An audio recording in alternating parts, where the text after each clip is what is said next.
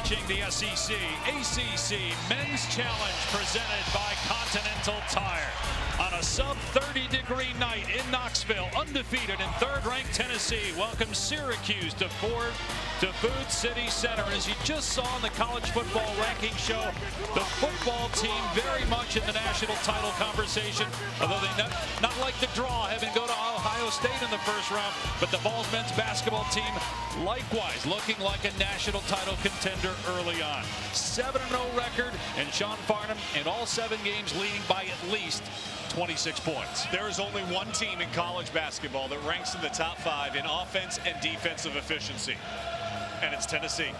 They get it done at both ends of the floor, and in large part, you talk about in football, you need to have a great quarterback, you need to have a great middle linebacker. Well, that's Zakai Ziegler. He has been the leader of this team. He initiates the offense. He makes sure everybody gets involved and gets the ball where they want to. And at the defensive end of the floor, he is a disruptive force, and that's the reason why he's been named first team all defensive SEC 3 years in a row.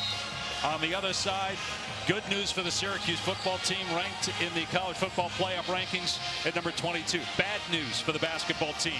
Their best player, leading scorer, number 2 in the conference, J.J. Starling, out indefinitely, injured his hand in practice the other day. He will be reevaluated later this week, is not expected to miss the rest of the season. That's a potential silver lining in the injury, because they'll miss him on the road against this outstanding Tennessee team. Night mode for the first time for the Vols basketball team, going with the all-black unis and the orange numbers, something the football team has done once a year for the last few years, but debuting on the hardwood tonight. Somebody called the equipment manager and let him know, I want the shorts. I mean, fantastic look. Bad possession there to start the game, though. Well, the one thing Coach Barnes told us is they cannot afford to turn the ball over and have those bad possessions. Now, it doesn't kill them because it's a dead ball turnover and they got to take it out of bounds in the deep corner here. But for Syracuse, playing without J.J. Starling, they need to be aggressive. And if you look for aggressiveness, to me, it's Donnie Freeman, the very talented freshman who's coming off his best game so far. He's got to be aggressive and assert himself by driving the basketball and getting a piece of the paint. He is the ACC co-rookie of the week. By the way, Lucas Taylor is taking the place of Starling in the starting 5. And the basket on the inside by Eddie Lampkin on his 3rd school. He was at TCU, then Colorado in his first year with the Orange. Ziegler, Meshack, Lanier, Milicic, and Akpara, the starting 5 for the Vols. 17 undefeated teams left in college basketball. 5 are in the SEC, including Tennessee. None in the ACC. Knocked away out of bounds, going to stay with the Vols. 9 on the shot clock. Great to see Eddie Lampkin back out on the floor. Limited in minutes the last time out for Coach Autry, and he was dealing with a back injury, and it's been tightness, and he's been dealing with it for quite some time. Able to loosen it up enough. They need him out on the floor tonight. Year 2 for Adrian Autry, Red as the head coach at Syracuse, 20 wins a year ago. Back-to-back empty possessions to start the game for Tennessee. Entry pass to Lampkin. Now facing up on Akpara. Gets into the lane and missed the shot. Rebounded by Chaz Lanier. Lanier, among the best 3-point shooters in college basketball this year. He's made 27 to lead the SEC, and he shoots it right at 50%. You've got to stay attached. That's too much room. But he missed the shot, and it's rebounded by Freeman, averaging about 9 boards per game. A turnover. Tennessee trying to push it with numbers. Pull up 3 from Ziegler, no good. Akpara got the board in the slot. Akpara just overpowered Donnie Freeman underneath on that weak side. Great positioning for a player that really does most of his damage 3 feet and in.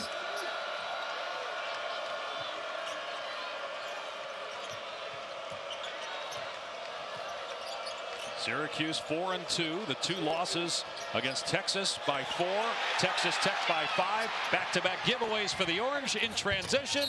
The basket and the foul from Meshack. Chance at a 3-point play for Jahmai Meshack, such a key player on both ends of the floor for the Vols. And back-to-back possessions where Syracuse has turned it over to live ball turnovers, allowing Tennessee to get out and run. If you're Syracuse, you have to control the tempo of this game. If you're going to play and run and allow Tennessee is so elite at the defensive end of the floor. And a lot of times what comes with that, you think, okay, they force you to grind into your shot clock because of their great defense. But they want to score in the first 7 seconds if they can. And Rick Barnes told us that earlier today when he was talking. He said, listen, we create turnovers. We've got to create points off those turnovers. They average over 20 points per game off of turnovers so far this season.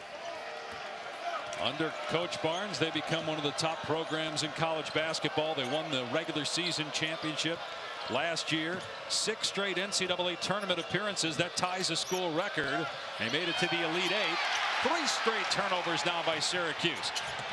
The lob in the Elliott dunk, Lanier, and a foul. Great look by Ziegler.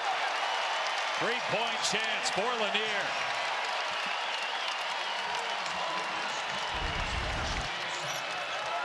Dave, it's what they do so well. You just see active hands. Zakai Ziegler, as I mentioned right off the top, he is a disruptor at the defensive end of the floor. He is a facilitator at the offensive end. His ability to disrupt, create the steal, and throw that pass on time, on target for Chaz Lanier. Taylor with a foul, his first and the second on Syracuse. Already facing a major challenge without J.J. Starling. Got to at least get a shot on the rim. Can't keep turning the ball over once you cross midcourt. That'll help. And if Chris Bell can catch fire, look out. He has struggled so far this year, but can be streaky and can get on a hot stretch. A good enough shooter that you've got to stay attached to him, in particular in the corners. He wants to get that deep corner 3. 3-year starter, junior from Concord, California. Shot clock at 10 for Tennessee. Up 3, 3.5 gone by. Lanier at the elbow. Meshack puts it on the floor. He coughs it up. And now Freeman bringing the ball up the floor. Lampkin in the lane, spinning and finishing. He does such an excellent job utilizing his shoulders and creating space, and he plays with emotion, and a lot of times that becomes infectious for Syracuse. Milicic can't hit the straight on 3. And Syracuse with a chance to take the lead. Lampkin limited to 9 minutes in Syracuse's last game. You touched on the back issues. Ball knocked into the backcourt, deflected by Lanier. Shot clock is at 10. Carlos off the bounce, lost his footing and could knock it down. Lanier in the front court. Syracuse gets back. They lead Milicic though. Wild shot, not there, but the tip is from Akpara. Do what you do and do it well. And Akpara is a prime example of that, Dave. He just, time and time again, he puts himself right in the position to get the offensive putback and be able to get those easy 2s. Transfer from Ohio State. That is a school name that Tennessee fans don't want to hear right now because the college football playoff rankings were released. Tennessee's first-round matchup, at least today, on the road at Ohio State. Meanwhile, the men's basketball team off to a good start. Yeah, you create turnovers, you create runouts, allows the defense to overhelp. Easy. Tennessee 10, Syracuse 7 early on Rocky Top. Dave Pass, Sean Farnham.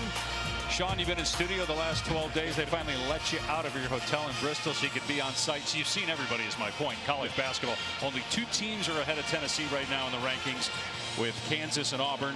Are the Vols the best team, though, in the country in your mind? I think they're very much so in that topic because of the fact that you look at their games and they've big wins over Louisville, Virginia, and Baylor. They've trailed for less than 5 minutes this season. So their ability to do exactly what they want when they want. But to me, it's really hard to overlook the fact that Auburn was down double digits to Houston in Houston, came back and won that game. We're down 18 to Iowa State at the Maui Invitational, came back and won that contest, and then won the Maui Invitational overall. I think Auburn's probably the best team in the country right now based on their quality of wins. But I think as the season progresses, you look at the rankings right now, the SEC is absolutely loaded. And from top to bottom, this is the best that this conference has gotten off to their start in November. They have 11 wins versus top 25 programs already as a conference. They have really set the table to have a conference champion that could have 6, 7 losses and win the SEC just based on how strong this conference is. 8 teams from the SEC made the tournament last year. 5 from the ACC. Missed 3 by Ziegler. Rebound Freeman. Carlos on the move. Hits Bell. Another good look. That one wouldn't fall, though, and it's rebounded by Lanier. Bell hit a three earlier. Pull up three. Off target by Lanier. So he's missed a couple, which is rare for him. Among the nation's leaders in three-point shooting, Elijah Moore checking in for Syracuse, coming off a 19-point game against Cornell the other day. He hit 5 threes in that game. Freeman, tough shot, draws the foul. Milicic, the first on Tennessee. Elite at the free throw line for the freshman, averaging shooting 88% from the free throw line. But that's what he needs to do more of. That's what he was able to do last time out, is utilize his length and ability to have the basketball in his hands to challenge Tennessee off the bounce.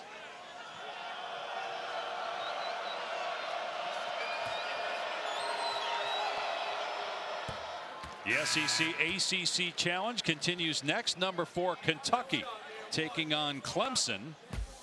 The last time those two teams played one another was in the late 90s. Rick Barnes was the head coach at Clemson then.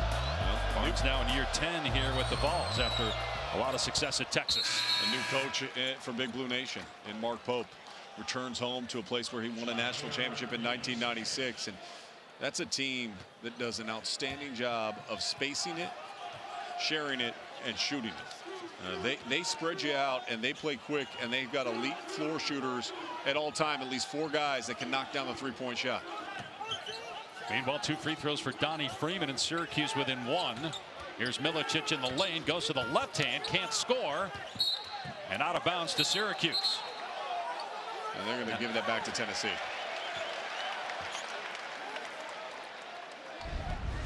A lot of things haven't gone right for Syracuse so far. They've given up turnovers that have led to easy runouts.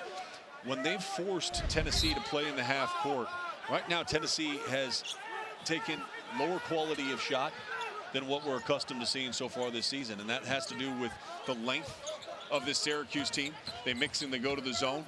And how about Naheem McLeod out there getting some minutes? Has not played a lot this year. And Phillips just took him to the basket there. Yeah, Cade Phillips with a level of aggressiveness, put his shoulder right in the big fella's chest and finished over the top of him. Tennessee by 3, 6.5 gone by here in the first half. Davis trying to go baseline. Dribble handoff to Elijah Moore. Pull-up jumper is good. Syracuse has not shot the ball particularly well this year, but obviously they got to make them tonight to stay within striking distance of this very potent Tennessee team. Now Syracuse, when it started the season, played a ton of man-to-man. There's a basket and a foul, and McLeod picking up the personal. They go to the zone the last 2 possessions, and Phillips has scored at both of them with aggressive moves right at McLeod.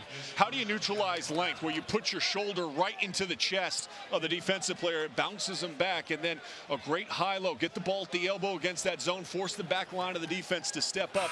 That vacates the baseline and allows Phillips to get a clear path to the rim.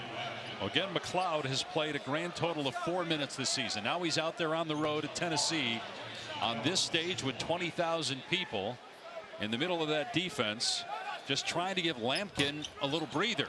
As Lampkin's back on the floor, a missed free throw, Syracuse ball. And no J.J. Starling for the foreseeable future for Syracuse. He averages 20 points per game. Injured left hand in practice this week. The best facilitator of the offense is number 44. He can score, but he is outstanding at passing it. Good pass on the kick out to Davis. Takes it to the basket. Missed the layup. Lampkin battling and controlled by Lanier. Tennessee 0 for 5 from 3. Syracuse 1 of 3 from deep to start the game. So Lanier drives. Lob pass off target. Phillips catches and goes back up and puts it in. The 3 straight possessions Phillips has scored, making his impact felt. The depth of this Tennessee team is continuing to develop, and I think that's one of the things that excites me most about them. As these guys find their roles and continue to grow in them, in particular Cade Phillips. He's got 6 points already, averages about 7. Lampkin scoring on the other end. You want to be a national championship team, they have to play without J.P. Estrella, who's out for the season, so they've got a little bit of a lack of size underneath. Cade Phillips all of a sudden is going to be asked to do a lot more as this season progresses for Tennessee. We've been doing a lot of football, basketball crossover here. Talk early on. Cade Phillips' dad, grandfather, and uncle all played football at Alabama, which, by the way, was ranked number 11 to the surprise of many. How you feel about that, Dave? You cover a lot of football. I think they're better.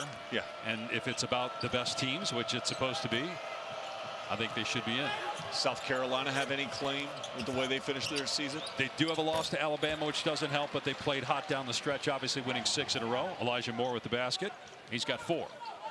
Gosh, you're smooth, man. You are so smooth. Like, you cover every sport. You got college football, you do NFL, you got the NBA. You transition us right to that, to the made basket. I'm a little rusty in the college hoop. This is game 1.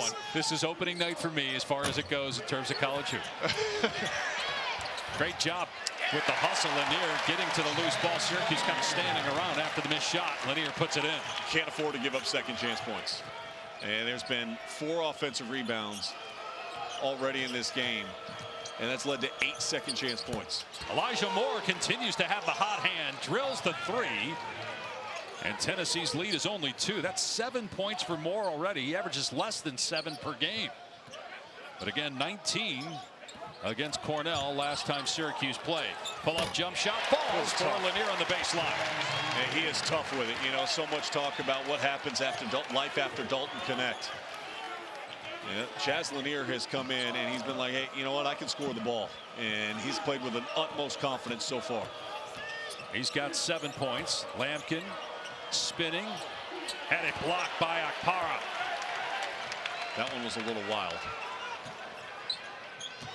Ziegler, lob, and the slam by Phillips. Timeout, Syracuse. Tennessee's lead is up to 6.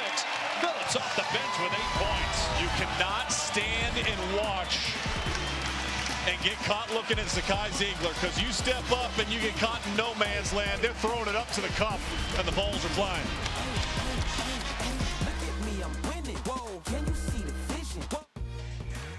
ESPN's exclusive presentation of college basketball is presented by Continental Tire, the smart choice in tires. And in part by the Lexus December to Remember sales event. Offers on select models now through January 2nd. Some shots from the Bahamas where Tennessee just won a preseason tournament. It's a little colder here. Temperature about 28 in Knoxville. And not good shooting by Tennessee from deep. 0 for 6 from 3. 18 of their 24 points have come in the lane. They've done it in a variety of ways. It's forcing the back line of the defense to step up. They're not having awareness of those cutters on the baseline. Offensive rebounds leading to second chance points. They've got an 8-0 advantage there. And then those are turnovers to lobs where your defense isn't set.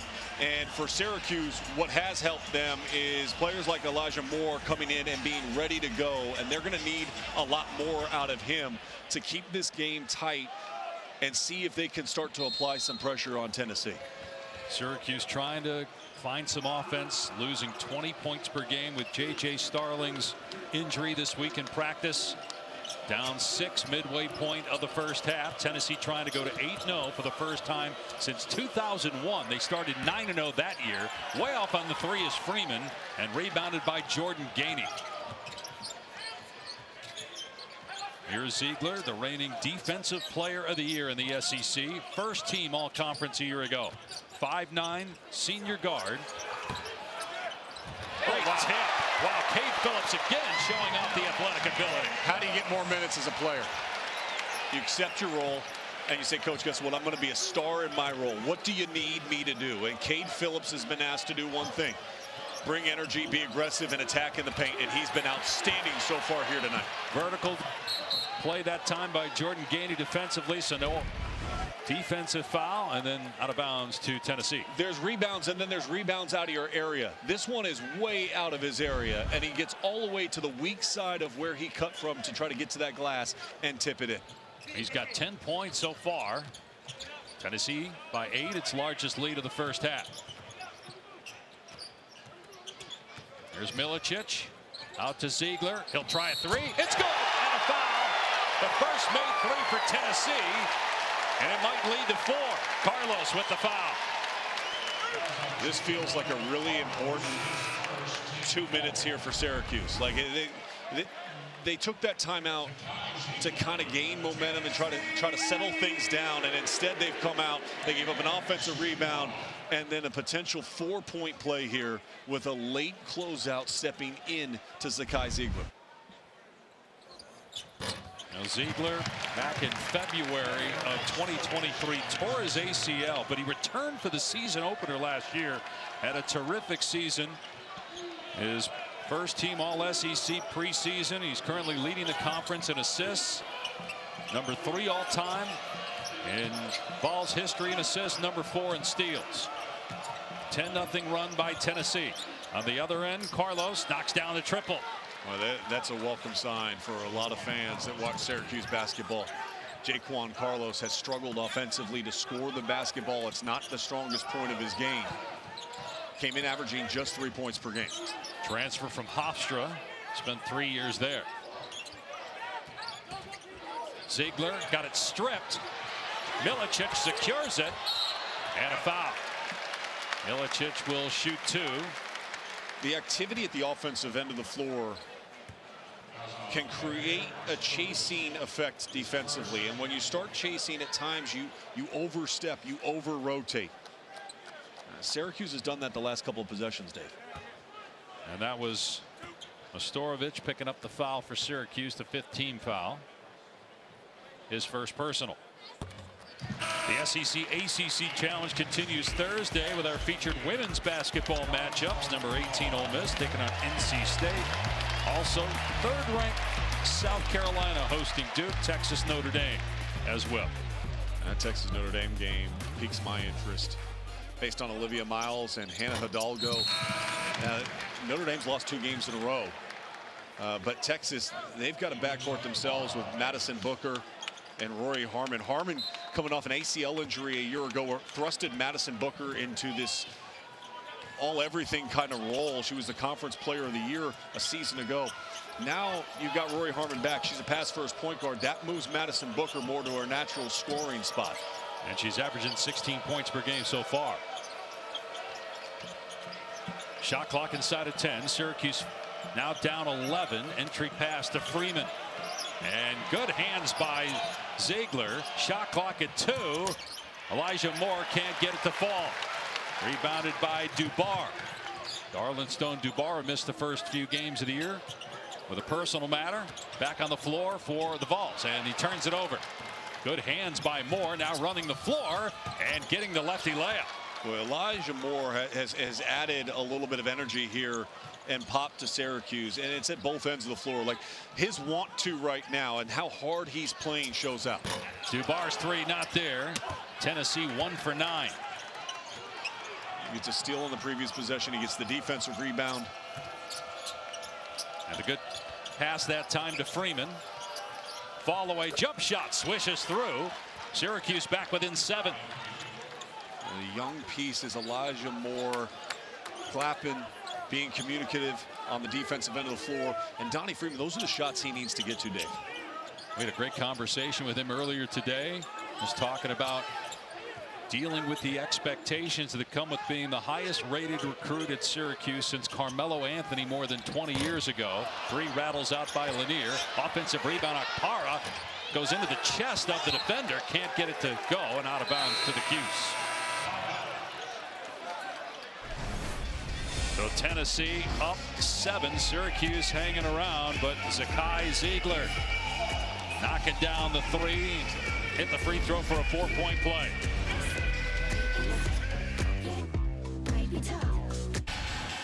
When you come off the bench, Coach will often ask, what do you bring to the table, and what are you going to consistently bring to the table? What Kate Phillips brings to the table is a player that plays above the rim. He's a willing rebounder, and he's ultra aggressive, and he's done all of those things so far. In 7 minutes, he's 5 of 5 from the field. He's got 10 points, a couple of offensive rebounds. It's his 3rd 10-plus point game of the season at 13 against Austin Peay. That's his season best. He's likely going to beat that tonight, but I've just been impressed with, are you ready?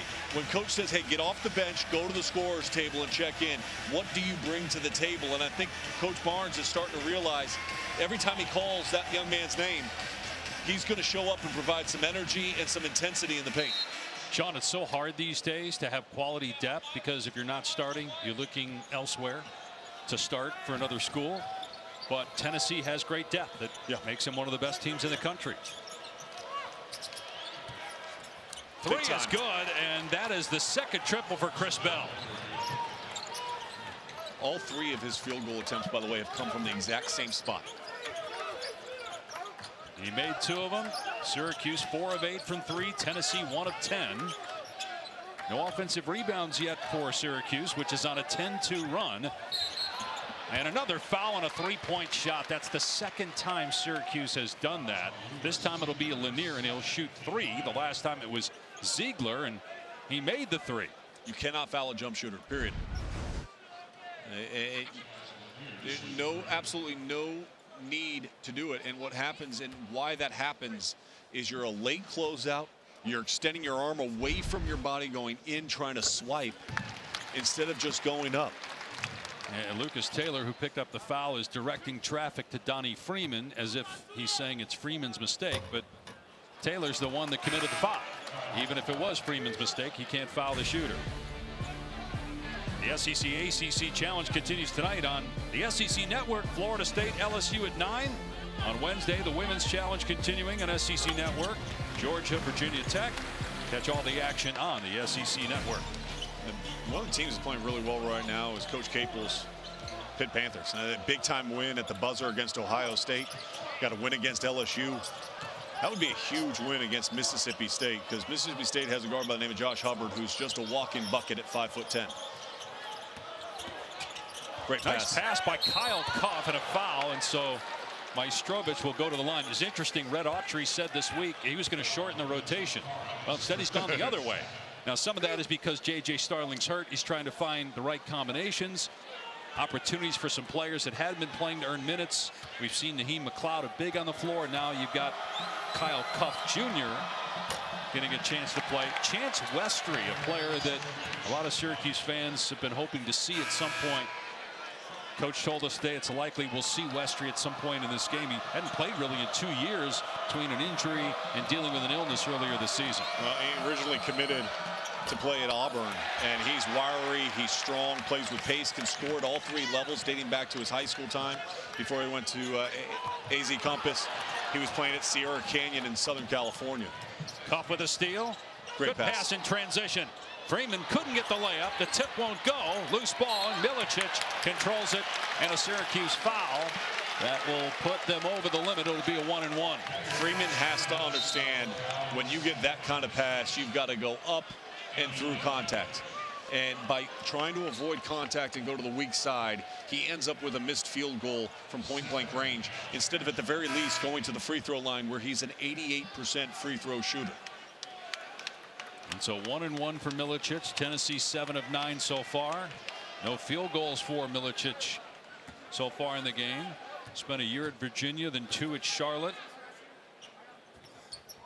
From Croatia, the first ever player from that country to play for Tennessee.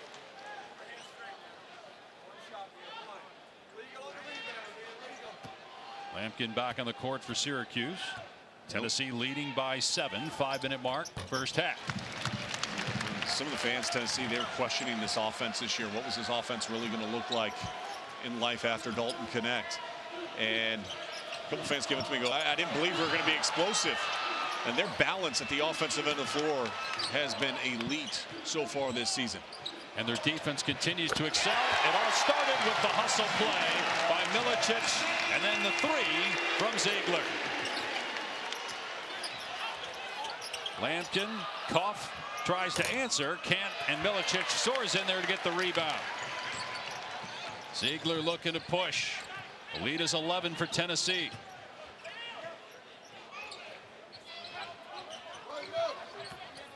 Ziegler past his man, kicks it out. Swing and a 3. Gainey, no good. Tip won't fall. And then Lampkin got the rebound and was fouled. That is just a 15 foul, so it'll be a side out of bounds. So much of what Tennessee does is based off their defense, their ability to create points off of turnovers. Only 4 turnovers forced, but 10 points off those turnovers, and just great awareness and probing by Zakai Ziegler seen where the defense was. They got caught up. He knew he had space.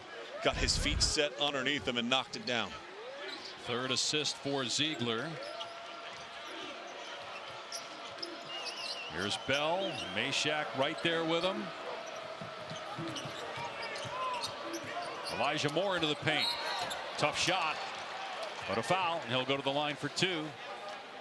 Dave, how impressed are you with Elijah Moore and his level of aggressiveness that he's brought to the floor for Syracuse? Because he's been the guy that's given him energy.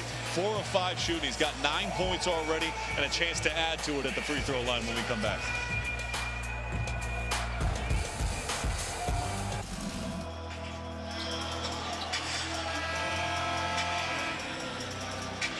Yeah, Elijah Moore has been the guy that has kind of solidified with energy and effort here, and I think he's going to continue to earn himself more playing time for Syracuse as he steps to the free throw line. Sometimes it's that simple of like, are you afraid of the big moment? Here's a freshman playing in front of 20,000 on the road, coming off of a great game last time out, and he's been disruptive on the defensive end. He's gotten a steal, he's got an assist, he's got 3 rebounds, and now he's got double digits in points, the first to do that for Syracuse this evening. And I know you love Syracuse historical information. I do. Do you have any? Now that you can wear basically any number you want, Elijah Moore is the first Syracuse player, as the alley-oop is converted with the Akara getting the tip in. He's the first player to wear 8 at Syracuse since Vic Hansen, who is a legend in the 1920s at Syracuse. 3-time All-American basketball, 3 sports star in Central New York. More importantly, what number did you wear on the intramural team for the Newhouse School of Broadcasting? 000. It's a special number. Here's Donnie Freeman, and he rattles it down. Yeah, he's got to continue to work inside the paint, back to his basket, that mid-post area. His touch really soft from there, very comfortable to elevate up. With his length, he can finish over the top. 10-point game, 3 minutes to go in the first half. Ziegler drive and kick, comes back to get it, fires away, can't connect. Offensive rebound again. Tennessee crashing the glass and really controlling the offensive rebounding. Ziegler down the paint, kicks it out. Hanging and scoring is Meshack. 7 offensive rebounds now, and they convert in the second chance opportunity. 12 second chance points to 0. They're a 19-9 advantage on the glass, and that was one of the areas they thought they addressed. They struggled from rebounding the basketball a year ago. They've been much better at it so far this season. There's going to be a technical on Donnie Freeman. And he's trying to tell Red Autry, I'm good, coach. You don't need to pull me. And Adrian Autry instead shoved the guy that was coming off the bench closer to the scorer's table, as if to say, yes, you are coming out. The officials are going to look at this to see if they're going to add anything else to it. But extracurriculars after the play, Donnie Freeman, after the made shot underneath, gets pushed a little bit from behind as he runs down the floor, throws his shoulder into Cade Phillips. The officials saw it, and that drew the technical. Can't do it. No, and Adrian Autry again went to Jair Davis, immediately said, you're in. And then as soon as Donnie Freeman said, coach, I'm good, keep me out here, he emphatically said no by making sure that Jair Davis got to the scorer's table quicker to replace him. And I get it, you're frustrated with the shove there, but the officials aren't going to see the initial hit. They're going to see the retaliation. Well, that's whistle. That's what they're looking at now, is to see if they missed something that was so egregious. What did you think? You think it's anything? I think that a lot of times in rebounding there's going to be some physical contact. I think there's a little bit of a shove, but Donnie Freeman's got to just understand that, and he's got to walk away from that and sprint back defensively and get back in transition. Freeman told us today that he at first struggled initially just to kind of grasp the scope of the expectations, being McDonald's All-American, number 6 ESPN overall from Paul Biancardi, highest recruited Syracuse since Carmelo Anthony. But he says he's really grown into it. He's handled it well, and we had a great 10-minute conversation with him. Very impressive. Wonderful young man. Very impressive to talk to. But you're still going to make mistakes as a freshman, and that was one that you can't do. You're in a 10-point game on the road, and the last thing you want to do is give free points to Tennessee. I think that was kind of what he was trying to communicate to Coach Autry, like, I'm not going to do that again. I get it. I've learned my lesson. Right away, he knew that was a mistake. That counts as a technical and a personal foul. Yep. So Just make sure you understand that at home. If you've got your box score in front of you. That is his first. After review, we have double dead ball contact technical fouls. 1 on 12 black, 1 on 11 gold. The interesting here if they on the play. View that Cade Phillips should get anything.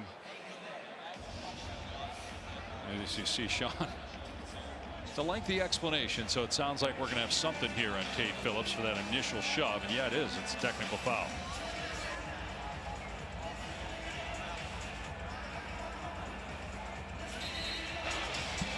All right, so they did offsetting there. They went back and they looked at it and said the shove provoked it. So that's my bad. I could not hear the crew chief there. He did say it over our air that it is a technical foul on Phillips as well. They said the ball clears the net, so now it's a dead ball. And so that initial hit from Cade Phillips, it brought on the secondary contact as a retaliatory act. So both are dead ball, technical fouls. Go back to the point of interruption, no free throws. 10-point game, 2:32 to go. Tennessee up big despite not shooting it well from deep. Just 2 for 13, but living in the paint and on the offensive glass. I know you've done a lot of football, and we came on talking about the college football playoffs. That's like offsetting penalties, and we replay the down, just in case you need a refresher. It's your first college basketball game of the year. I want you to be comfortable. And it took about the same amount of time it takes for them to deliver the message that it's offsetting fouls as well. Phillips inside. Good defense that time by Syracuse. Verticality, so no defensive foul. Chance to cut it to single digits. Syracuse shooting 54% from the floor. 4 of 9 from 3. You got to cut and move off of Eddie Lampkin when he catches the ball down low on the block. A lot of standing around offensively by Syracuse. Loose ball. Gainey saves it. Great hustle by Ziegler. Wow. And now Gainey, oh, he had an open look. I think everybody in the house wanted him to shoot it. But after the fact that he missed picking up the ball and was sliding on the floor, I think he needed a second just to calm himself back down. It's kind of like me when I found out I was working with you on this game. I just got so excited. It took a while. Sure. Gainey's 3 not there. Lampkin rebound. Boston's had to tell me early. I was like, are you kidding me? I get to work with Dave Pasch? Nearing 1:20 to go in the first half. Tennessee by 10. You like working with UCLA guys. You're working with Bob Myers all the time on NBA games. That's my teammate. That's in my contract. You have to have attended UCLA to work with me on basketball. Fouled on the 3. 3 free throws coming up for Chris Bell, who's knocked down 2 threes in this game. Meshack picking up the personal. That is a very uncharacteristic mistake by one of the best defensive players in the country. And Meshack just reaching in. You can't do it. That's Bell's spot. Every shot he's attempted right there. His feet are set. You have to understand, you watch the film and you know he's going to get to the corners. And when he gets to the corners, that's where he's really looking to try to build some momentum in his offensive game. By the way, I would be remiss going back to your comment about working with UCLA guys if I didn't mention, since this is the first college basketball game that I've called since Bill Walton's passing. Obviously, just a horrendous loss for the game of basketball in general, and specifically us that knew Bill well. Best to his lovely wife Lori and the 4 boys. We miss you. Yeah, your guys' chemistry and how much entertainment and fun you brought to college basketball, covering all those games late night from the Pac-12. As Bill would say, the Conference of Champions that is no more. Syracuse 3 for 9 at the free throw line. Down 10 despite horrific foul shooting. Tennessee 9 of 11. Working it around the perimeter against Syracuse's defense. Ziegler trying to go behind the back against Jaquan Carlos. Shot clock inside of 10. Ziegler still keeping it. Shot clock at 3. Lanier has to put it up. His 3 no good. And Davis rebounds. About a 10-second difference in the game in shot clocks here at the end of the first half. Elijah Moore, 12 points to lead Syracuse in scoring. See if they can get him a good look. Carlos, and a foul from behind. Ziegler trying to poke it away. Call for the reach in. It'll be a 1-and-1 for Syracuse. 7th team foul on the Vols.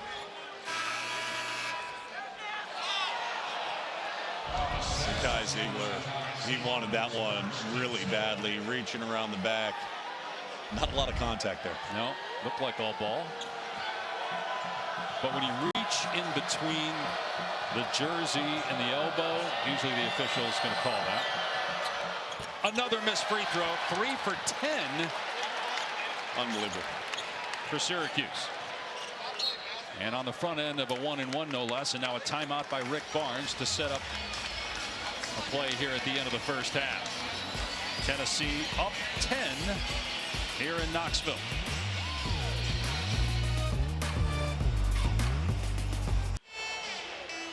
Rick Barnes with more than 800 wins in his 38-year career as a head coach. Was the head coach at Providence back when current Syracuse head coach Adrian Autry was a player for the Orange back in the early and mid-90s. Now in year 10 at Tennessee, drawing up a play here for the Vols to end the first half. Yeah, you're clearly going to set an on-ball screen here for Zakai Ziegler. Roll into the basket. 7 seconds to go. Ziegler alley-oop and a foul underneath as Lanier went up. It was on the pass. They worked on that today at shoot-around multiple times. Majstrovich picks up his 3rd foul. He barely played, and he's got 3 fouls, and again it was on the pass. So it's a 1-and-1 since that's the 19th foul. Syracuse will have 5.4 seconds though. Tennessee now 10 of 12 at the line. 10 points for Chaz Lanier. Classic case of today's college basketball players. Start out at a small school, average 2 points the first year at North Florida, 4 points the next year, then make a huge jump as a junior, first team All-Atlantic Sun, and then transfer to a big-time school like Tennessee, where you get a chance to play for a national championship. And see what you can do, you know, against increased competition. Carlos, 3 seconds left, takes it all the way, puts up the shot, and scores at the buzzer. So Syracuse, despite missing 7 first-half free throws, only down 10 to one of the top teams in the country. And getting beat 12-0 in second chance points. So you struggle from the free throw line, you're getting obliterated on the offensive glass. And yet offensively you're shooting 56% against one of the best defenses in the country. Tennessee trying to go 8-0 for the first time in 24 years as we send you back to Kevin Connors and company in the studio. Welcome back to the SEC ACC Men's Challenge presented by Continental Tire. In Tennessee's last game, it allowed 35 points the whole game. It gave up 35 to Syracuse in the first half. The most the Vols have allowed in the first half this season. They've passed Sean Farnham. But even with that, Sean, the offense was good enough that it didn't matter if their defense slipped a little bit there in the first half. Their second shot offense was good enough for Tennessee, and I think that's a big part because you look at Syracuse, they played Texas Tech. They statistically speaking were the best defensive rebounding percentage team that we see have in college basketball, and Tennessee was able to get on the offensive glass, beat them 12-0 here in the first half in that one category. And the Cuse have got to do a much better job in that regard. The other thing I would say for this from a Syracuse side, Elijah Moore needs to be on the floor a lot here in the second half. And not only did he play well throughout the course of the first half with energy and effort defensively, offensively, taking good quality shots. There's little things you look at when you're sitting courtside. Halftime, the team comes back out. Who's the first guy sprinting out on the floor, grabbing the ball and scoring? Elijah Moore. He came out here with energy, got his first shot up. He wants to be on the floor. I think that if I was Coach Autry, I'm going to try to get him back out there as early as possible here in the second half. Yep, not starting the second half. And if you're just tuning in, one of Syracuse's best players and one of the top scorers in the ACC, Jay Starling, not available tonight. He's out indefinitely with a hand injury, suffered in practice. He will be reevaluated later this week. They do not expect him to miss the rest of the season, so that's good news. Here's Milicic starting the second half by hitting a 3. And they were just 2 for 15 as a team in the first half from deep. And much better three-point shooting team than that on the season. Came in shooting 38% from beyond the arc. Meanwhile, Syracuse struggled at the line. A big reason why they were down 10 at halftime. They were 3 for 10 at the stripe in the first half. Got a foul on Akpara. It's his second personal, first team foul in the half. Tennessee, number 3 in the country, 7-0, up 4 spots from last week, up 9 spots from where they were in the preseason. They have not been 8-0 since 2001. They can get there with a win tonight. I thought Donnie Freeman was passing that ball, and they gave him the free throws here. Yeah, I'm surprised. I thought that was a side out for sure. But Syracuse will take the attempt, and they'll certainly take the make, because those have been few and far between tonight.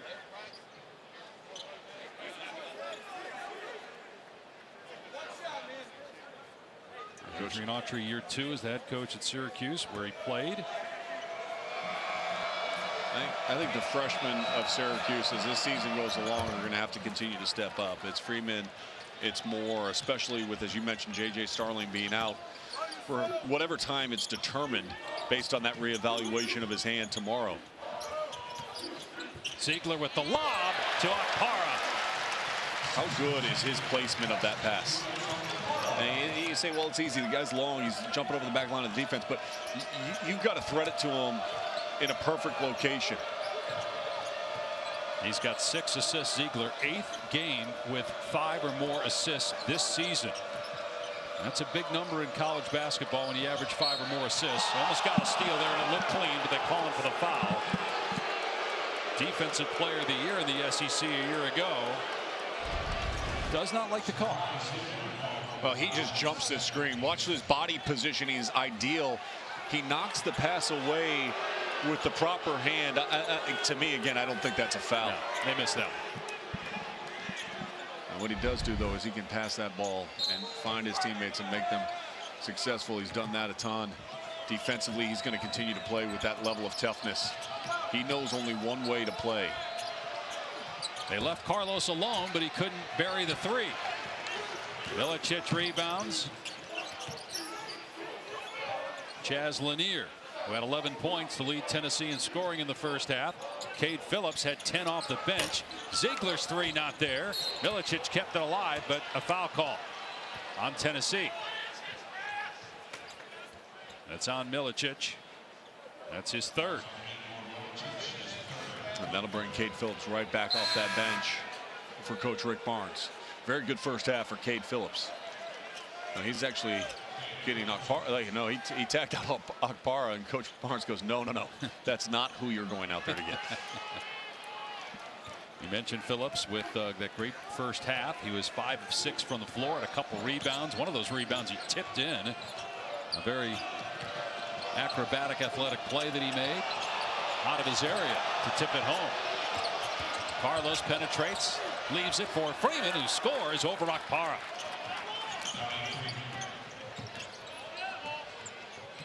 One thing you've seen from Syracuse this season, and they've trailed in games, and they continue to fight and claw their way back into them. Alley-oop again, Ziegler. This time it's Phillips with the basket. At what point in time does Syracuse figure out in those side-on ball screens, and they get to the middle third of the floor, that they're going to throw an alley-oop? And defensively, how you have to react and cover that through your communication and making sure you're tagging. You overhelp, you bring 2 to the ball. It's not good. Ziegler was alone momentarily. 3 no good. Here's Freeman, who's got 10 points for Syracuse. He and Moore have combined for 22 of the 39 points for the Orange. After the jab step, that's a foul. Freeman, yep, should have been a foul called there on Cade Phillips. Remember, those 2 got into it a little bit in the first half. Each got called for a technical. Out of bounds, 6 to shoot for Syracuse. And now Elijah Moore checking into the game. Cade Phillips just hip checked him, right? Like, I mean, you and I are sitting next to each other here. I don't think my eyes deceived me.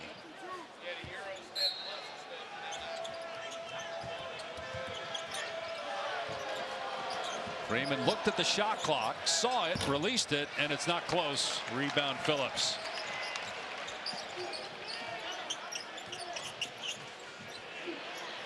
Lanier drills a 3, and Tennessee starting to catch fire now from deep.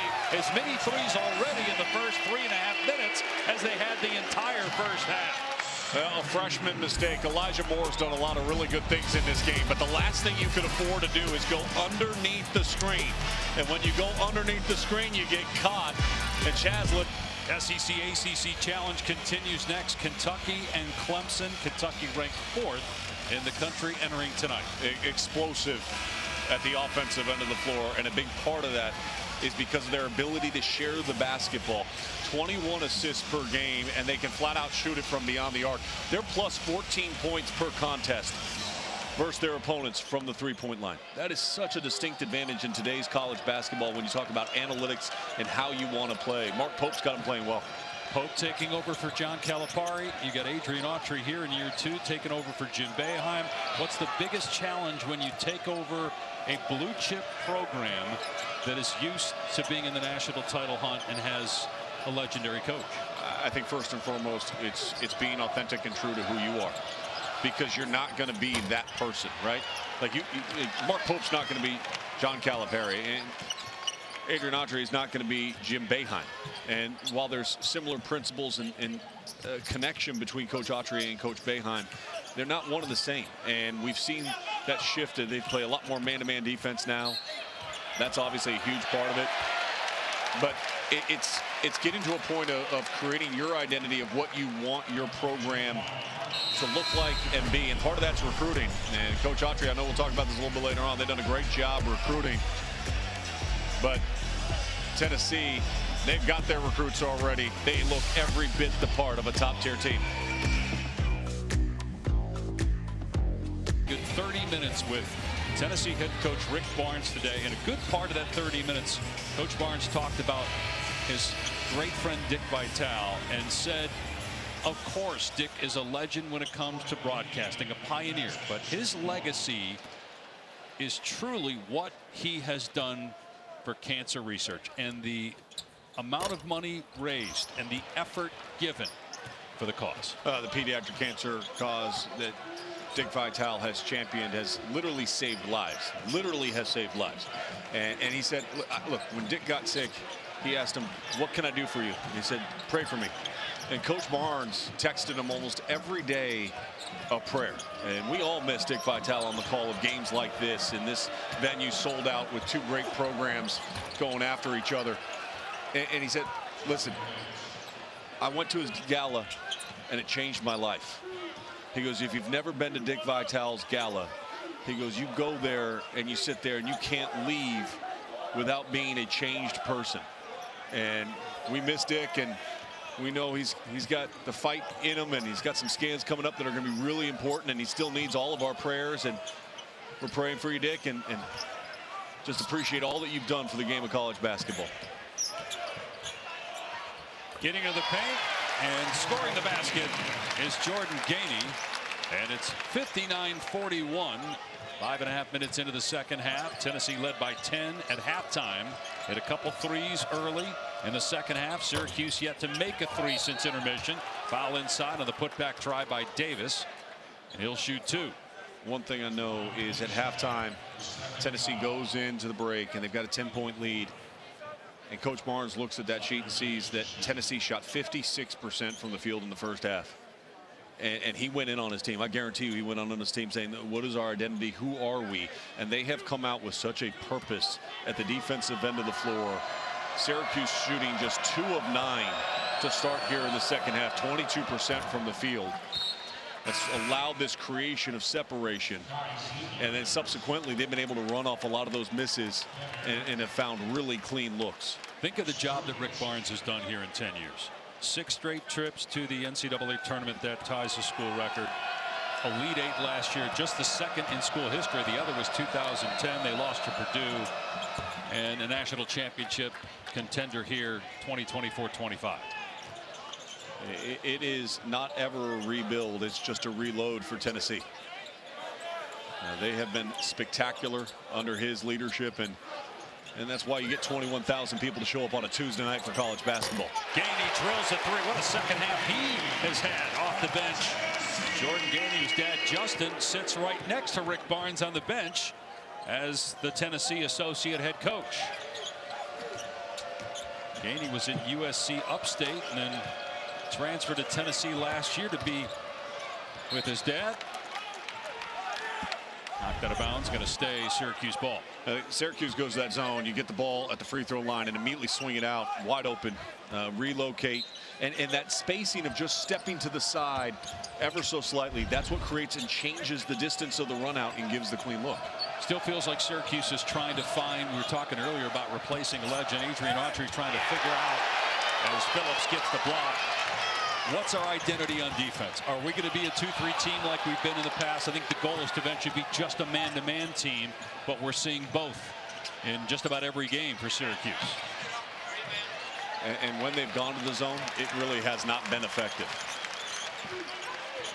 And you think of their history as the zone, you always think of the 2-3 with the top guys, the two guards usually being 6'5", 6'6", and having length. They couldn't get out there in the corner on the three-point shooter, and now the lead is 22. 10 points for Gainey this half.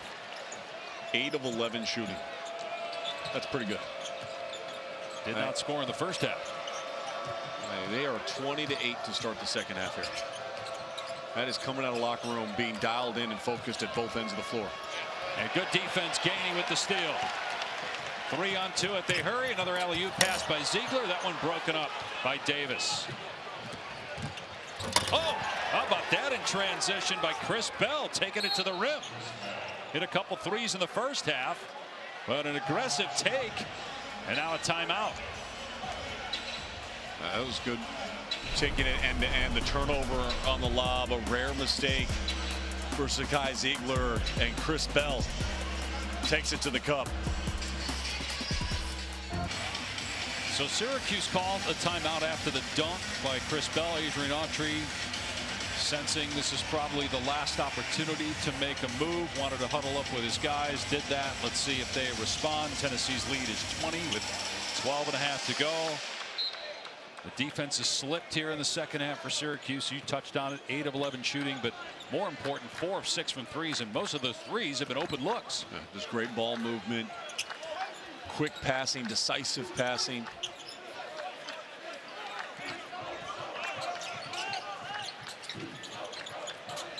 Lanier drives by his man, and a foul called as Lanier hits the deck. They're going to get Davis for the foul.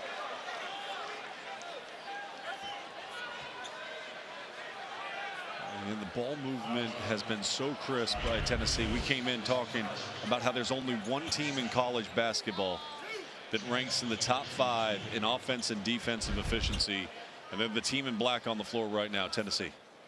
And first time I've been able to obviously call a game in person, watching them, and it is impressive to watch their cohesiveness and their understanding, and so much of that goes to that man right there, Rick Barnes, and Zakai Ziegler, and their understanding of how they want to execute, what the identity and the effort that is required, and the culture that has been established here.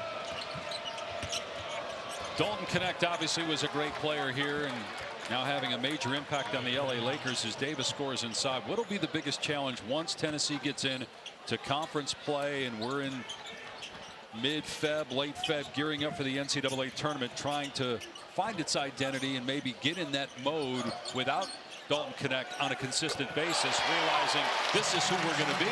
Well, this dude is pretty good too. I mean, he's got 18, Chaz Lanier. But I think the biggest concern, and we asked Coach Barnes, what is the thing that keeps you up late at night right now? And he goes, it's my front court, because without JP Estrella, there's going to be times where they're going to have to play small and play Meshack at the 5. And in some of those games inside the SEC, you start losing rebounding battles and teams start going to work in the paint. It becomes a lot more difficult, and your margins start to shrink.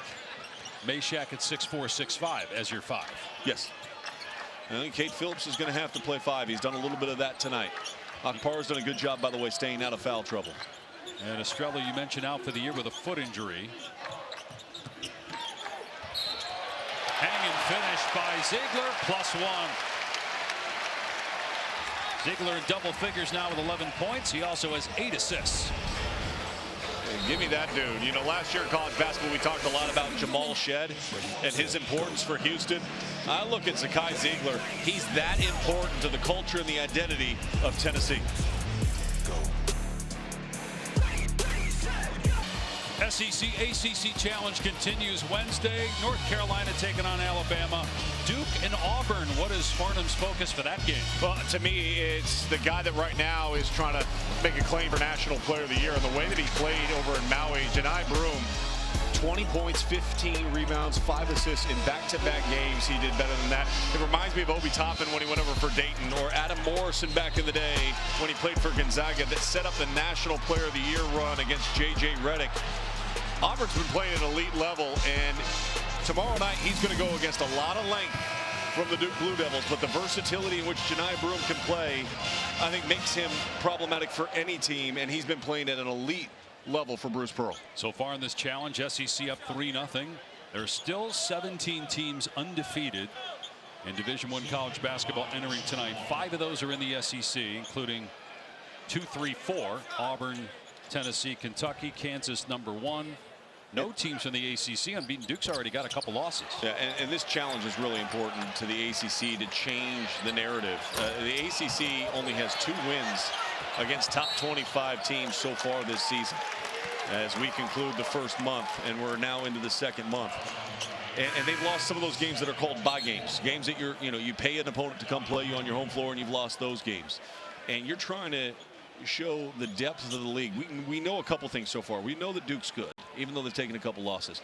North Carolina's going to be good. Pitt could be the second best team in the ACC this year. Clemson, that's coming up after us, they're 7-1. A win at home against Kentucky, man, that would be huge for them.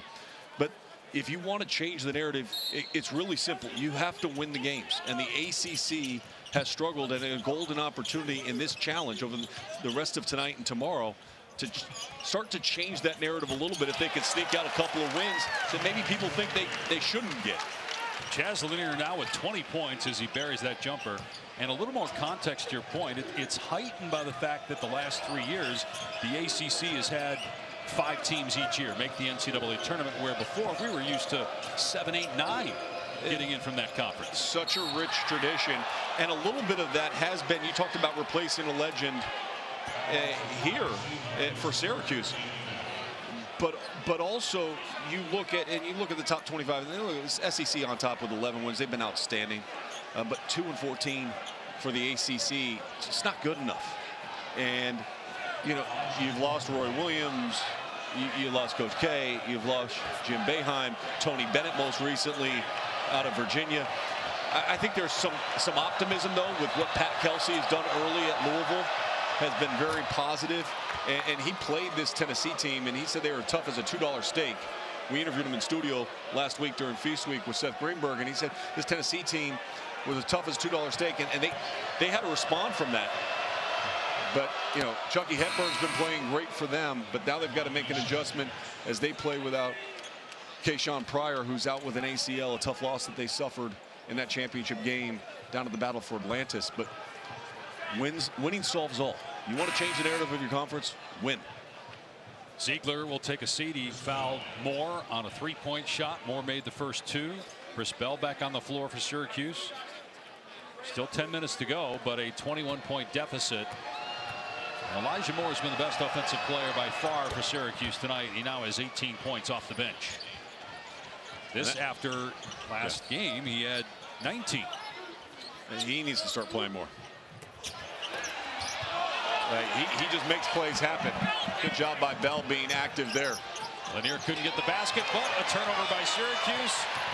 Gainey all the way for the slam. 12 points in the second half. After not scoring in the first half, Jordan Gainey. And Syracuse turns it over again on the other end. Syracuse just too fast at the offensive end of the floor. Chris Bell makes a really good defensive play and then makes an ill-advised play for a veteran, driving into traffic with 2 players on him, and allows Tennessee to take that turnover to the opposite end of the floor.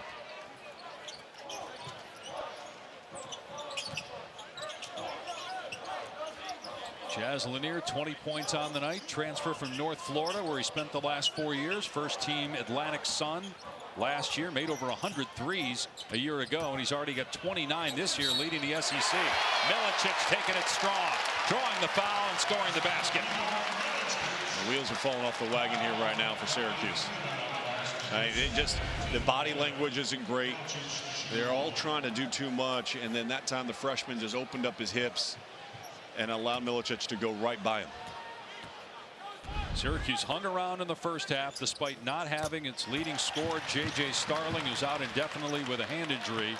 They scored 35 points, the most allowed by Tennessee all season in the first half. But Syracuse's defense not as good here in the second half. Tennessee starting to get some good looks from deep. They're making those. They're 5 of 8 from 3. And now this lead has ballooned to a game high 25 points. There was Starling, junior from Baldwinsville, New York. He will return this season. They're hoping it's only about a month he's going to be out, but he'll be reevaluated here this week and they'll know more. Bell couldn't get it. Milicic backside board.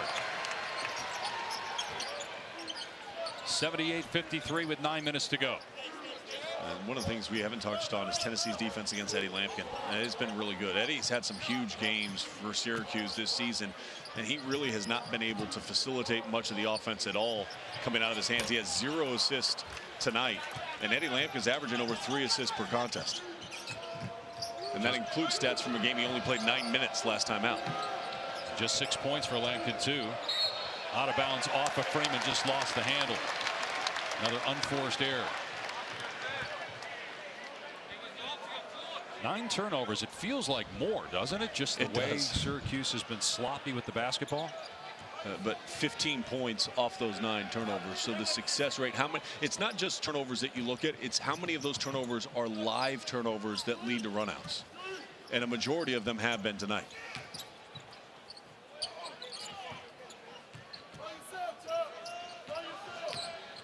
Shot clock down to 5. To me, those kind of turnovers that lead to the runouts that we've seen, that's like Jameis Winston's pick sixes last night. Lanier hits a 3. Too soon? It was a quintessential Jameis Winston game. All the highlights you can imagine, and also all the lowlights. Oh, my. Threw for almost 500 yards. Multiple pick sixes, though. Elijah Moore no good on 3.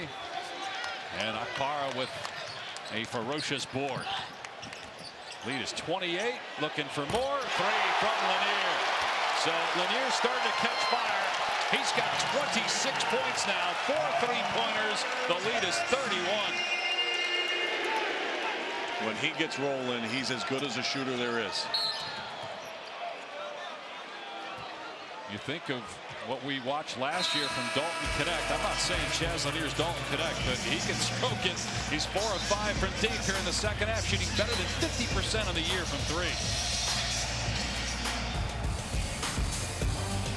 By Geico, Clemson and SMU. If Clemson wins, there could be chaos. There's chaos right now with the committee tonight putting Alabama at number 11, at least chaos to some.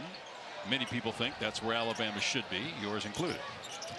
And you, of course, will be at that game at West Point. What a special night that will be for them to host a conference championship game. 10-1, the lone loss to Notre Dame. First year in the American. It's interesting, too. You look at those matchups. A lot of those programs that are in those championship games, it's their first year in those conferences. Texas's first year in the SEC. SMU in the ACC. A chance to win a conference title. It's been a great season in college football. Looking forward to this weekend, and that's going to be a lot of great championship games, and some matchups that still matter. I mean, if Boise State was to lose the Mountain West, what does UNLV get in? Looks that way. They're ahead of Army, so if Army wins and UNLV wins, you think UNLV would be the non-Power 4 conference champ that gets in. We got a foul on Syracuse inside. The Tennessee football team ranked 7th by the committee, but would be on the road, according to projections, playing at Ohio State in the first round, which would be on campus in Columbus. But obviously, we'll know all by the end of the weekend who's playing where when. But for now, this is fun stuff to talk about. And imagine, how about Alabama at Notre Dame at night on ABC? Sound good? I'd watch. Good chance of it happening, but again, we got to see what happens this weekend. It's going to be fun. 84-53. Tennessee looking like it's on its way to an 8-0 record for the first time in 24 years. 12 teams, by the way, has not ruined anything about the college football playoff experience. It has only made it better. Okay, so with that said, There's been talk, as it seems like there is every year, about expanding the men's NCAA basketball tournament. I'm against that. Here's why. Because we're already letting in teams that have sub-500 records in conference play. You're talking about these teams getting to 12 teams. You're talking about teams that have one loss, not getting into the college football playoffs. You know, that handled business all season long. When you get past the current number that we're at and you start thinking about going out, whether it's 96 or whatever they want to expand it out to, you start letting in teams that are 500, not excellent, didn't win big games all season long. Like, if you're telling me that we're going to expand it out and you're going to give more to some of the smaller conferences for those regular season champions that won 30 games but lost on one night and so therefore lost their bid, maybe I'm a little bit more interested. But if not, I think we've got a perfect thing in men's college basketball right now. And I understand what you're saying, but for every one of those teams that shouldn't be there, that's from a smaller conference, there's a St. Peter's that's a 15 seed. No, I want that. I want more smaller teams. If you say you expand it out and you're going to let more smaller conference teams in, from the bigger conferences. Yeah, but if you're looking and saying, hey, we're only going to get 10 in from the SEC this year, we need to make sure we get 12 and 11, 12, and 13, and those teams have losing records in conference play. I'm not necessarily in favor of seeing them have the opportunity to get in at 7 and 13 in conference. Syracuse foul. Well, you and I were talking about this off air. What college football is doing with its first round games being on site. If you do expand the NCAA tournament, would love to see. Okay, you might have a certain group of teams that get a bye, but I would love to see the teams that don't get a bye play on campus for one game in the NCAA. I'd be down with that. Like, that would be exciting. Like, I think what makes college athletics the best? It's the students. This environment right here tonight. It's 21,000 people showing up in Knoxville, Tennessee, but it's the passionate student body of this campus showing up. When you go do games across the country, and you think about tomorrow night in Cameron Indoor between Auburn and Duke, which is going to be just an absolute massive game on ESPN at 9:15 Eastern time. That student section is historically good. There's a pride when you are a student at that university that you get to be part of that community. And I love what you're saying, because I think most casual college basketball fans say the best thing, and some would say the only thing that they look forward to, is March. How do we make what happens before March exciting again in college basketball? And it's these environments and showing these venues that are full and the passion locally that there is.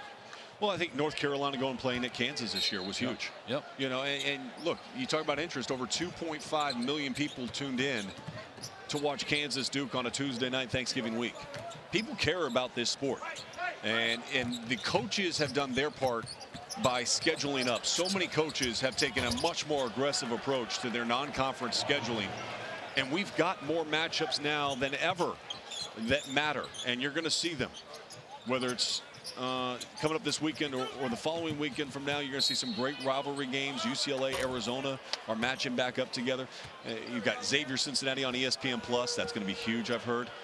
But you have great matchups even throughout the rest of this month that are going to be played on different dates. And we just need to do our part when we have this microphone in front of us to tell people about it. Milicic fouled out. Elijah Moore with 20 points.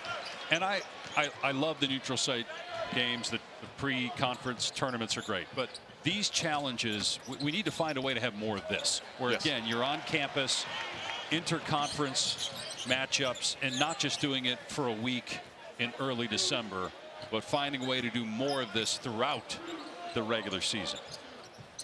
And again, I love the fact that UCLA and Arizona are playing. Would love to see them playing somewhere other than Footprint. Footprint Center. And I think in the agreement, like, it's Footprint this year, Intuit next year, and then they're back on site for the last 2 years. Ziegler puts it on the floor, turns it over. Here's Bell in transition.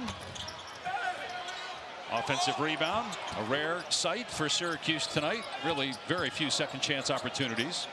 Tennessee has owned the boards in this game. Now, one thing I think has been made clear, though, if you're Red Autry, is that you've got to find a way to feature Elijah Moore as the season goes on. This is 39 points.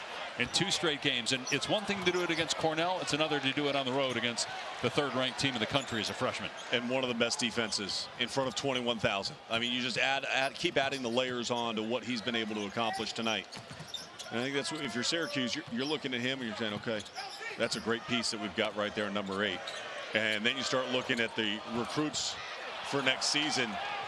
Sadiq White, as Paul Biancardi told me, the most athletic and explosive player in next year's recruiting class heading up to Syracuse. Carmelo Anthony's son joining that recruiting class.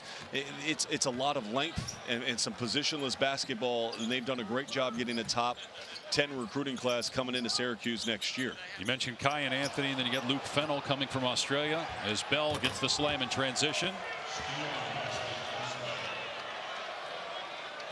Sloppy play here by Tennessee in the last couple minutes. That's 3 turnovers in the last 2 minutes. Lead is 25, though. Balls have not been 8-0 since the 2001 season. They started 9-0 that year. Dubar fouled, and that's Majstorovich's 5th foul. His night is over. For all intents and purposes, Syracuse's night is over. 2:46 left in this one. 17 years in Austin and now 10 here in Knoxville. Just unbelievable with what he's built, how he's built it, the consistency. All the way down to his strength coach that's been here seemingly forever with him. And he's got guys and he's got trust in his staff. He's always empowered his staff to have voices at shoot around and at practices, and they know what their defined roles are. And that staff that surrounds Rick Barnes, they do not just a great job at player development and going through the scout, but finding the right pieces. You talk about Dalton Connect a year ago, and now you go Chaz Lanier this year, and just what those guys have meant to stabilizing and filling in the gaps that maybe you have as you go through your normal recruiting process of high school players. You mentioned the veteran players, whether they're guys that have been here or are transferring in, as Davis scores and is fouled. We were watching a drill before tonight's game. There were no coaches on the floor, student managers and the players. And the drill was as intense as you would expect to see from a Bob Knight drill prior to a game. They were getting after it, and again, they were policing themselves. The coaches weren't around. It was all about the veteran leaders, and 10 to 12 student managers. Looked like at one point there were more managers than the players, but it just tells you all you need to know about the culture. Yeah, and you mentioned Bob Knight, and a great story that Rick Barnes told us about their offense, and he goes, look, we really do want to function in that middle third of the floor. And he said, when you get pinned on the side, you allow help side to cheat over, and it clogs up lanes, and you're usually playing at a disadvantage. He said Bob Knight told him a story. Get to the middle third, it's actually 6-on-5 offense because you take away that help side player, and that space acts as another offensive player that you can operate your offense with. Ziegler beats the shot clock. Buzzer with a 3. And the second half story for Tennessee has been the 3-ball. 8 of 12 from behind the arc after going 2 for 15 in the first half, and that's how they've blown this game open. Well, 184 career-made three-pointers now. It ties him with Admiral Schofield for top 10 all-time in Tennessee history. How about Elijah Moore? Another hit and a foul. Moore's got 23 points now. He'll go to the line to try to complete the 4-point play. Chance Westry, by the way, is on the floor, which it's great to just see him out there. It's the first minutes he's gotten tonight for Syracuse. Basically hadn't played in 2 years due to injury and illness. Transfer from Auburn, so a little run here for him, trying to get back in basketball shape. There's a couple things I'm taking away from this game. One is Tennessee is legit. 2 is the guy that just shot that free throw is going to be a baller for Syracuse. 24 points. He set a career high, obviously just a freshman, but he set a career best, season best last time out, and comes back in this environment and plays the way that he has tonight. That is a huge bright spot for Syracuse. And you touched on this when we were talking about him earlier in the half, is how much he loves the game. He's the first guy out here wanted the ball in his hand for Syracuse pretty early before the second half began. He was out here shooting around. Final minute. 92-68 is the score.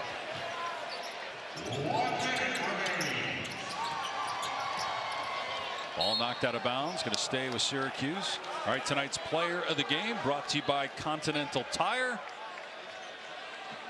Chaz Lanier playing his 8th game as a member of the Vols, transferring from North Florida. 26 points, 4 for 10 from 3 is actually an off night for him. By his standards that he set this year, he's still shooting right around 50% on the season from behind the arc. He's been outstanding. 57% of his shot attempts coming into this game were from deep. You know it, you see it on the scouting report, and yet he just gets to his spot and he's ready to catch and shoot at all times. Played outstanding down the Bahamas, 26 and 25 versus Virginia and Baylor in back-to-back games. Miss inside. Loose ball. Tennessee going to keep possession, though. That's kind of how the night has gone. All the loose basketballs the Vols have come up with.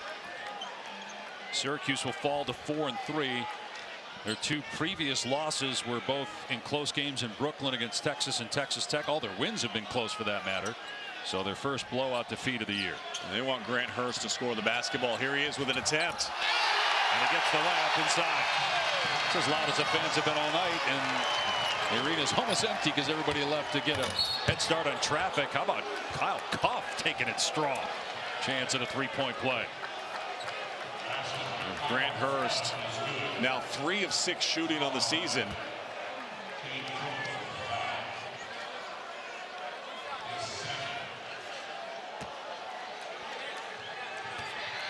Well, the SEC continues to rule college basketball early on in the season. We'll go to 5-0 against the ACC. And again, you look at the top 10 and it's heavy SEC. And it's still a third of the unbeaten teams in the country are from the SEC, including the Volunteers, who win at 96-70 to go to 8-0 for the first time since 2001 when they started 9-0. Really impressive with the way Tennessee came out. They got moved up to number 3 in the national polls. They looked the part. The SEC, if you wonder how good this conference is, Auburn, Tennessee, Kentucky, just keep going down the list. Alabama, it's as good as it's ever been. And Tennessee's going to figure into that picture all season long. That's Sean Farnham. I'm Dave Pasch. So long from Knoxville, Kentucky. Clemson coming up, but first to the studio and Kevin Connors.